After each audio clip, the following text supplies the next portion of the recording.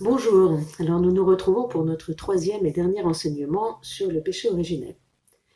Nous avons vu lors du premier topo que Dieu propose à l'humanité une alliance, basée comme toute alliance, sur la confiance réciproque. Mais que le serpent, lui, va présenter cette alliance comme une duperie, que Dieu, une tricherie de la part de Dieu. Et l'homme et la femme, en cédant à leur convoitise d'être tout, finissent par n'être rien. En perdant la ressemblance de Dieu, ils perdent leur propre identité, leur propre vocation, et ils entrent dans une angoisse existentielle. Ils croyaient atteindre le paradis, ils se retrouvent en enfer. Comment est-ce que Dieu va réagir? Alors le Seigneur Dieu dit au serpent, parce que tu as fait cela, tu seras maudit parmi tous les animaux et toutes les bêtes des champs. Si Dieu s'est d'abord adressé à l'homme avec bienveillance, où es-tu? Il n'en est pas de même avec le serpent. Pas de question, pas de circonstance atténuante. Tu seras maudit. Le mot est fort et c'est la première fois que Dieu ne dit pas c'est bon. Autant le serpent diluait la vérité jusqu'à en faire un mensonge, autant Dieu, lui, il est clair, net et précis, il appelle un chat et il appelle mal ce qui est mal. Et puisque le serpent a suscité l'orgueil, il sera puni par là où il a péché, il est littéralement humilié, du latin humus, qui signifie la terre. Tu ramperas sur le ventre et tu mangeras de la poussière tous les jours de ta vie. Dans le premier chapitre de la Genèse, qui nous raconte la création, on voit que cette création est harmonieuse. Le monde créé par Dieu est harmonieux. Non seulement cela est bon, mais cela est très bon. Simplement, la défiance de l'être humain envers Dieu a brisé cette harmonie originelle. L'harmonie avec Dieu, ils se cachent de lui. L'harmonie entre eux, ils s'accusent. L'harmonie avec soi-même, la honte, mais aussi l'harmonie avec la nature. La terre devient aride et ils sont même chassés du jardin. Parce que dans un monde harmonieux, tout effort est proportionné au but recherché. Mais une fois que l'unité est brisée, l'effort physique, le travail, ne connaît plus le but à atteindre et il devient démesuré, disproportionné. Je multiplierai la peine de tes grossesses, c'est dans la peine que tu enfanteras des fils. On l'a vu, la femme est moins considérée ici comme épouse que comme mère et premier canal de transmission. Et le refus de la ressemblance avec Dieu par le don de la vie rend la transmission de cette même vie douloureuse. Et ce refus a aussi transformé le don mutuel de l'homme et de la femme en domination mutuelle. Ton désir te portera vers ton mari et lui dominera sur toi. La domination de l'homme sur la femme est assez facile à percevoir et toute l'histoire de l'humanité en est marquée d'une manière visible, institutionnelle et juridique. Cette domination, elle est la conséquence de sa force physique, mais aussi, et peut-être surtout, d'une certaine vulnérabilité qu'il cherche à cacher. Vous vous souvenez, j'ai une peur parce que je suis nue et je me suis cachée. Et cette vulnérabilité, la femme va l'utiliser dans une domination beaucoup plus subtile, celle de la séduction, qui peut aller jusqu'à la manipulation. Le don mutuel est devenu domination mutuelle. Dieu dit enfin à l'homme, parce que tu as écouté la voix de ta femme et que tu as mangé le fruit que je t'avais interdit de manger, maudit soit le sol à cause de toi. C'est dans la peine que tu en tireras ta nourriture tous les jours de ta vie. De lui-même, le sol te donnera épines et chardons, mais tu auras ta nourriture en cultivant les champs. C'est à la sueur de ton visage que tu gagneras ton pain, jusqu'à ce que tu retournes à la terre dont tu proviens, car tu es poussière, et à la poussière tu retourneras. L'homme avait pour privilège de cultiver la terre, et ainsi de continuer l'œuvre de création de Dieu. Parce que c'était ça. Dans le chapitre 2 de la Genèse, Dieu place l'homme dans le jardin pour le cultiver. Et ce travail de la terre était le signe de la domination de l'homme. Et désormais ce travail, comme le travail d'enfantement, sera pénible et difficile. La terre, qui produisait spontanément de beaux arbres aux fruits savoureux, ne donnera plus qu'épines et chardons.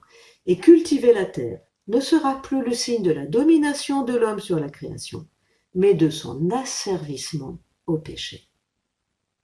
Et bien plus, cette terre dont il est tiré, Adam vient de Adama, la glaise, sera sa destination finale à lui qui était fait pour le ciel. À noter qu'en plus, il ne s'agit plus là de glaise, qui est quand même une matière vivante et noble, mais de poussière, sèche et morte. La déchéance est totale. Mais il faut aussi remarquer que cette déchéance n'est pas une punition de Dieu, mais une conséquence de la perte de l'harmonie originelle.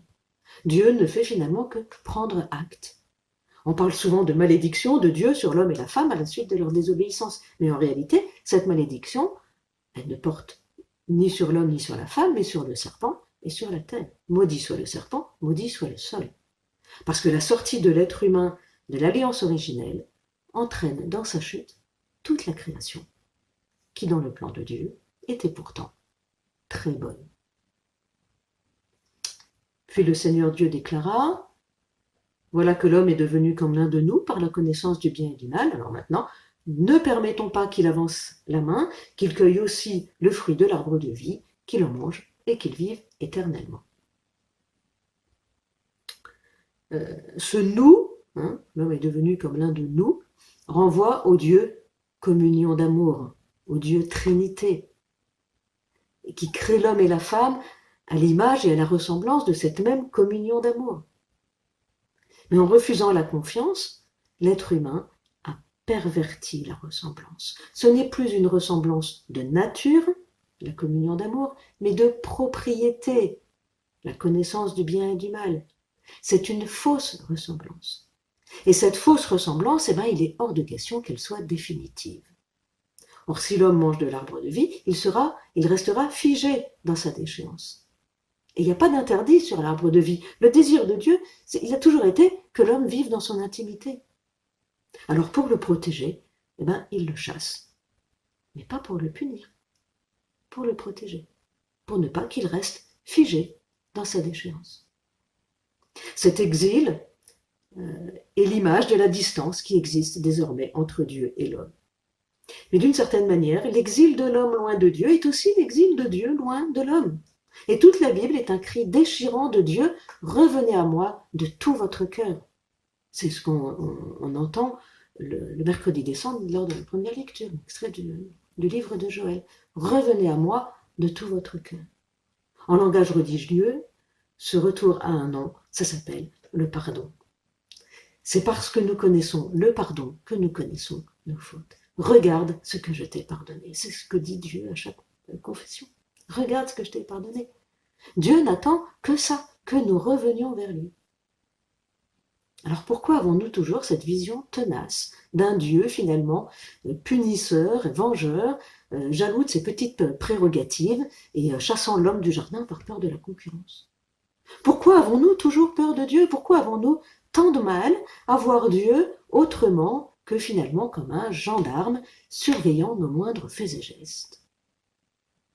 Eh bien parce que, en perdant la ressemblance vraie, nous sommes devenus des caricatures de Dieu. Et comme nous ne pouvons plus voir Dieu autrement qu'à travers son reflet en nous, puisque nous ne le voyons plus, nous projetons sur lui la mesquinerie, l'injustice, la cruauté qui sont en nous. Nous étions faits à l'image de Dieu et nous avons fait un Dieu à notre image. Ce n'est pas à cause de ce que Dieu est que nous le voyons ainsi, mais c'est à cause de ce que nous sommes. Chacun voit le monde à sa propre image.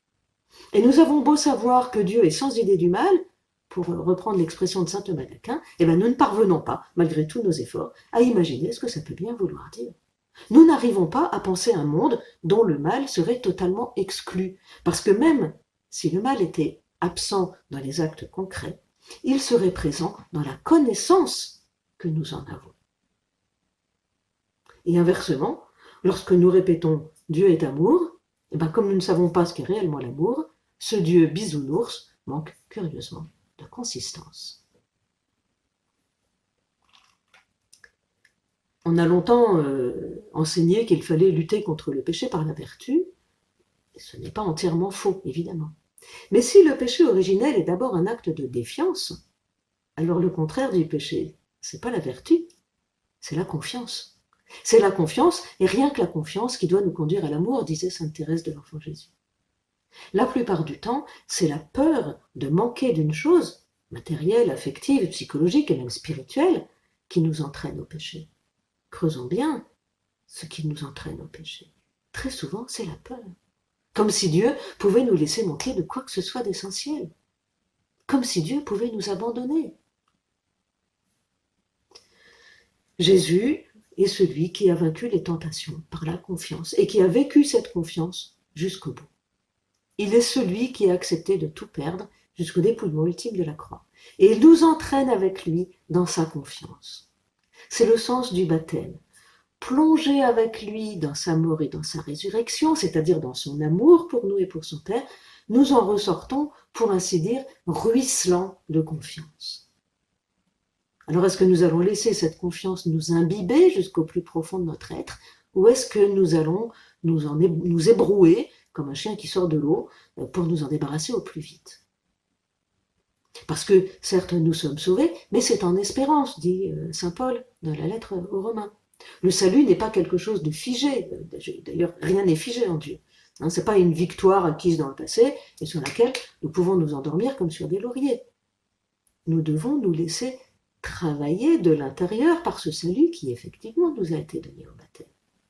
Et si nous nous laissons travailler de l'intérieur, si nous nous laissons imbiber par cette confiance du Christ, alors nous serons vainqueurs et nous pourrons goûter à l'arbre de vie, car, nous dit toujours saint Paul dans la lettre aux Romains, j'ai la conviction que ni la mort, ni la vie, ni les anges, ni les dominations, ni le présent, ni l'avenir, ni les puissances, ni ce qui est en haut, ni ce qui est en bas, ni aucune autre créature, rien ne pourra nous séparer de l'amour que Dieu a manifesté en Jésus-Christ, notre Seigneur. Je vous laisse méditer sur cet enseignement avec quelques petites questions, comme d'habitude.